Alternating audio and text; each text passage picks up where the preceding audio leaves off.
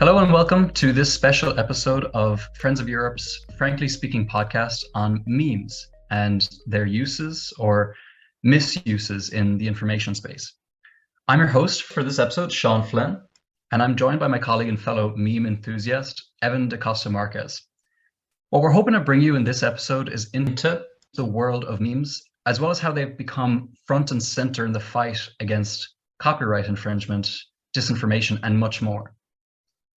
A short history of memes would probably start out somewhere at the beginning of depiction itself as a way of construing an idea in the same way that ancient artists made use of materials at their disposal to convey narratives using images. It's a history that stems from the popularity of satirical cartoons, like you would see in newspapers, and the way in which information can be easily caricatured to represent a much larger thing. With the emergence of the internet, however, everything changed, and that's what we're hoping to discuss with you today. The story of memes really began in earnest with chat forums and social media platforms like MySpace, where memes were more like mascots with funny characters. So for example, you had Velociraptor, Scumbag Steve, Forever Alone Guy, if people remember him. And nowadays, memes rarely have the longevity to catalyze an identity. They usually just appear on your feed and then they trend and then they die out. And similarly, memes may not necessarily be analogous for one specific person or thing as satirical cartoons were. Memes today have become a lot more intertextual. Being able to easily copy and paste an image from one part of the internet and place it in another context has given memes an ability to replicate incredibly fast and coalesce multiple sources. And so especially today, with the advent of AI image generators, it shows no signs of stopping. DALL-E, for example, is just one such AI image generation tool that uses this kind of iterative model of image generation that's really become popular in the past year or so. And Weird DALL-E Images, a Twitter account, started in February 2022, now has over 1.2 million followers on Twitter. And in June, DALL-E Mini has been serving up around 50,000 images a day. So what is the issue with memes? I mean, aren't they just for our entertainment, or is it possible that memes have now taken on a new shroud in the information space? Evan? Thanks for this introduction, Sean. Well, the first objective of memes is to entertain. However, they also represent a new form of online communication. So how should we perceive memes? It's literally like a different language. And you can tell, because where some people will know what I mean by the Drake meme, it means they have an understanding of a niche digital culture. But they're also difficult to define because memes take on different expressions such as Vines and TikToks. Nowadays, we have algorithms that generate custom photography and artwork that, despite maybe help businesses with marketing, could also have the power to manipulate and mislead. A warning on the DALL-E mini web page warns that it may reinforce or exacerbate societal biases or generate images that contain stereotypes against minority groups. Some go as far as to wonder whether image generating apps are evil. Memes could also be seen as part of this new digital culture. Yeah, definitely. And I think it is hard to crack down on them specifically just because they are so hard to define. You mentioned TikToks and Vines. And there's a lot to be said about how memes have been misused in the information space, ranging from copyright infringement to censorship, disinformation, and more. But what happens when people become meme-ified, when someone literally becomes, the subject of a meme? Well, I think there are two things. The people who share the meme are not held accountable, and it takes away agency from the person that is in the meme. For instance, a case from Brazil in 2017 highlights just that. The president, Michel Temer, tried to stop the unauthorized use of his image in the creation of memes, stating that the pictures in the presidency's website were available for journalistic purposes only, and any other use needed the government consent. This strange situation could give the president the power of approving the satire made at his expense was itself the subject of various memes, which ultimately forced the government to step back. Memes are both modes of expression and satire and tools for political coercion. However, the Michel Temer example demonstrates the vulnerability of memified subjects. Accountability over what memes enter the information space is distributed between the many individuals who viewed and shared it. Because memes rely on humor and immediate reactions as essential to function, memes personalize political and societal challenges and reduce them to the level of individual actors instead of the broader political structures which bind them to reality. And regarding agency, I think one particular example stands out. On October 31, 2006, Nikki Katsouras, a girl from California, US, was killed in a road traffic accident. Her photographed corpse was later leaked and became a meme. The Katsouras case is a significant and distressing example of the carnivalesque way in which online images can become detached from their offline context, often leading to harmful effects for real people. The memification of dead human bodies reveals practical changes to recent legal developments, such as the right to be forgotten, which has been implemented in European jurisdictions as of 2014. Yeah, it's true. And I think that images of death, as you mentioned, they really have been used often in the past, even in newspapers, like for specific purposes. That could be to elicit sympathy, like I think an image that we're all very familiar with now in Europe with the refugee crisis was the image of the Syrian child that washed ashore on the beaches of Turkey. As well, I think even to spark political protests, images of death have been used, like in the case of George Floyd. But yeah, as you mentioned, in the case of Katsouras, the hard case, the images were used as a sort of a morbid laughingstock, which I think actually is arguably more violent because it just dehumanizes the subject for some kind of sick entertainment. But I think ultimately you're right in that it is vital to note that none of these depicted individuals were alive when their corpse images were beginning to circulate on the internet, and none of them had any agency over the circulation.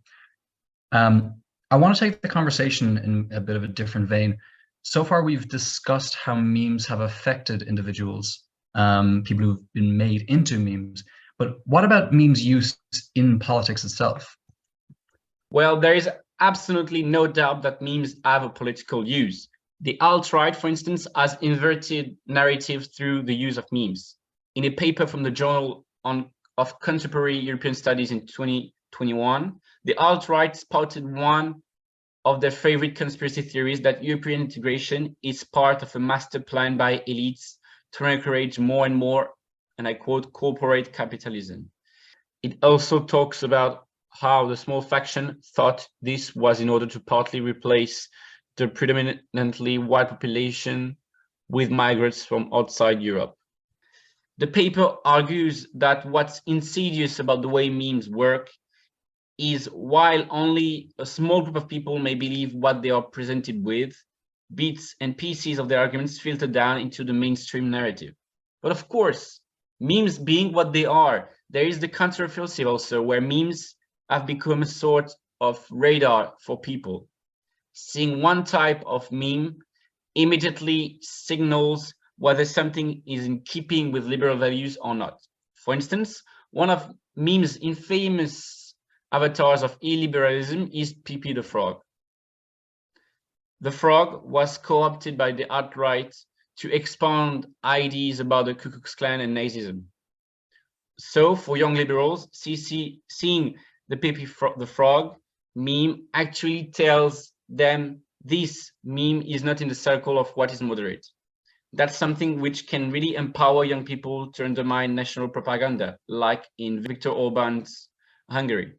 People there saw the similarities between government propaganda billboards and the aesthetics of parodic social media content.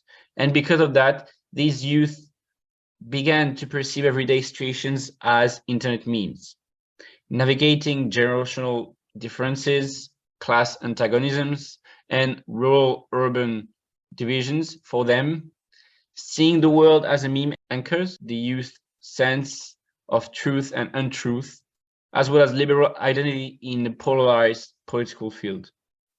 But of course, memes are no longer just of social value. The Russia-Ukraine war saw memes being used in an all-out paramilitary cyber fight.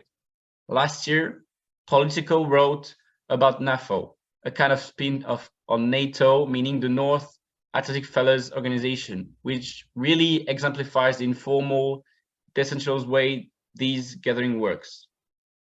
The fellows are able to weaponize memes and bring the fight to cyberspace. They piled onto Russian propaganda via coordinated social media attacks that relied on humor to poke fun at the Kremlin and undermine its online messaging and propaganda. Ukraine's defense minister, Alexei Reznikov, even tweeted a personal salute to the NATO fellows and changed its profile picture to Shibu Inu, carrying a Ukrainian shield. It was totally unprecedented and, according to experts, represented an actual tactical event against the nation state. So, memes' importance cannot be understated. Agreed. I think especially given the fact that the COVID-19 pandemic brought along an infodemic, so-called, which has been amplified in the digital world, it's really no surprise that memes have this ability, as you mentioned, to shift the social and military pillars, introducing NAFO as a way of weaponizing memes. It's really interesting. So the question becomes then, how do we get a handle on all of this, and what are the rules underpinning, I guess, content moderation, the spread of disinformation, and all of that? And so, in addition to existing GDPR frameworks, the European Union will implement the Digital Services Act, or the DSA, and the Digital Marketing Act, DMA, in January 2024. Some of these rules are already in effect, but the entire, both of the acts will come into force fully by that date.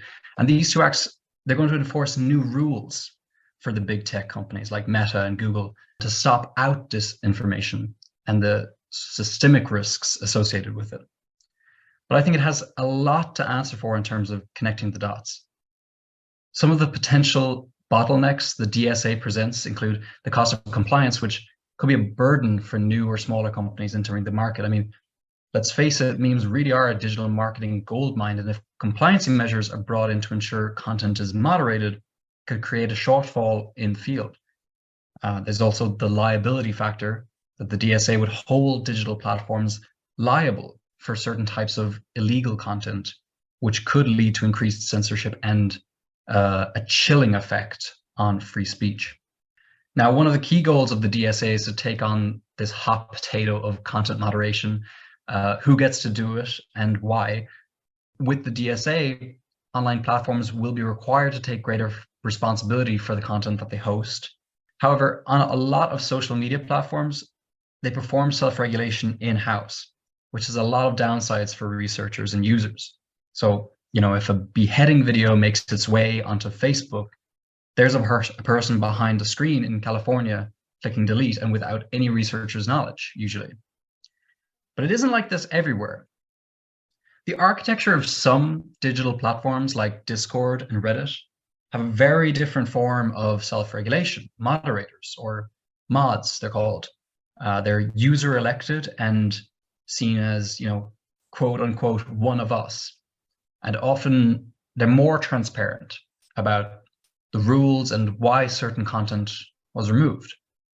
As studies show, having mods gives more logic to social media platforms because they create the conditions for accountability and help people understand why their meme or whatever was taken down. And it also offers new forms of digital and diplomatic literacy as well.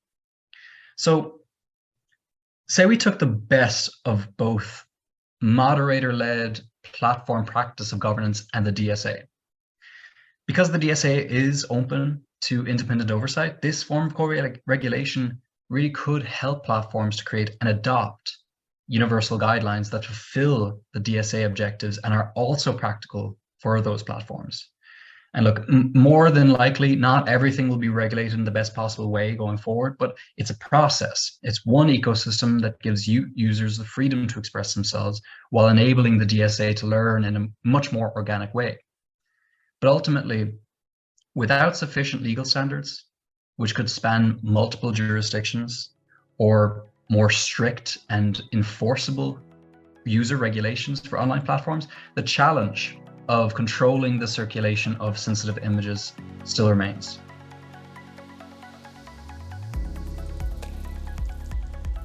Let's turn now to our special guest for this episode, Louis Augry, who is a journalist who specializes in the topics that we have been discussing in terms of fact-checking, fake news in internet culture, memes, and the regulations that underpin them. He works in TV and radio for France Info and RFI. Louis, thank you so much for being on this podcast. So, Louis, the first question we may wonder and we want to ask you actually is like, regarding disinformation through memes, what is its impact for journalism? Personally, in the work of fact-checking I do, and with my internet watch in France, I don't feel memes represent one particular challenge. I've more the impression that the challenge is to be able to face the mountain of viral images on social networks, a photo montage, a photo taken out of its context. I think it's the omnipresence of these images that forces us to be constantly alert on what we can see or relay. Once we have said that, it's obvious that memes have a real power of disinformation, I think. What could originally be just a joke, a text on an image, can turn out to be a real fake news. And we have seen several examples recently, I think. Yeah, so, you mentioned fake news, and of course, disinformation being, one of the many uses of memes today. We discussed a bit about how COVID brought on this sort of infodemic in the cyberspace with a lot of misleading messages about the vaccines and conspiracy theories. And we discussed how insidious a lot of memes can be, in that they can filter down and bits and pieces of the narrative can enter the mainstream. So, from your perspective, how did you experience it? And did you see the disinformation aspect of memes strengthen over the last couple of years due to COVID? Yeah, the COVID period certainly highlighted this. I think we have seen jokes about vaccines, for instance, appearing, which became real arguments for the conspiracy and anti-vaccine sphere. For instance, I think about this meme with Drake, the rapper Drake, which said in a very explicit way that it was better to get sick from COVID than using an experimental vaccine that could change our DNA. From my observation of the internet, I have the impression that in France, I see this kind of memes less than it could be seen in USA or UK, for instance, but it is something that clearly developed during the pandemic, yeah. And like in 2023, the EU will implement the Digital Markets Act and the Digital Services Act. Mm-hmm. All those two acts are the EU's only hopes to curb the dissemination of harmful memes in the information space. We are waiting to see the real effects of these measures, which could effectively be useful to harmonize actions in Europe to better control practices on the networks. This would be a good thing. The problem we have specifically with disinformation through memes is that it shows the limits of artificial intelligence, I think. For instance, memes can easily trap an artificial intelligence. I remember an anti-infox tool from Instagram, I think, that ended up blocking a bit of everything and anything, because there is a specific problem with memes. To understand it, to clearly understand it, you have to understand their context, especially the cultural context. And to really fight against their power of disinformation, there is certainly no better tool today than the human brain. And this requires teams of moderators. And we have seen, for example, on Twitter, that the tendency is not to increase the number of moderators. Maybe the European rules will change that. So let's be optimistic. Yeah, definitely. And I think, we talked a little bit about how we could see the DSA challenging censorship and challenging free speech as well. And I think that, it's an interesting case, which you mentioned, the Infox on Instagram, just deleting or moderating memes that just show up as memes, and that's it. I mean, that has a lot of implications for digital marketers and small businesses, SMEs in particular, that want to break into the new markets and use memes as a way to do that. We spoke a bit about how certain actors can use memes to influence politics, war and culture, and definitely one person who seems to have perfected that art is Elon Musk. Yeah. Right now, he's still embroiled in this securities fraud litigation for tweets he sent out in 2018, which could have manipulated the stock price of Tesla. And he's no stranger to using memes when it comes to needing to deflect attention away from the chaos of his new role as the CEO of Twitter. Recently, there's been also a lot of layoffs across the digital platform industry at large, Twitter not accepting, and the Brussels office was hit also. So in your opinion, where does Twitter stand now? And do you think it has a future in Europe? Oh, I think the question could be also, what is the future of Twitter at all? Quite honestly, I don't know if there are many people able to answer this question. Personally, when I see everything that has happened on this platform since Elon Musk bought it, I tell you, I have absolutely no idea what the future of this platform will be, clearly. So, Louis, you mentioned the future of Twitter, etc. But we always question the ethical aspect of online users, like if they are ethical in their consumption of the internet, or for instance.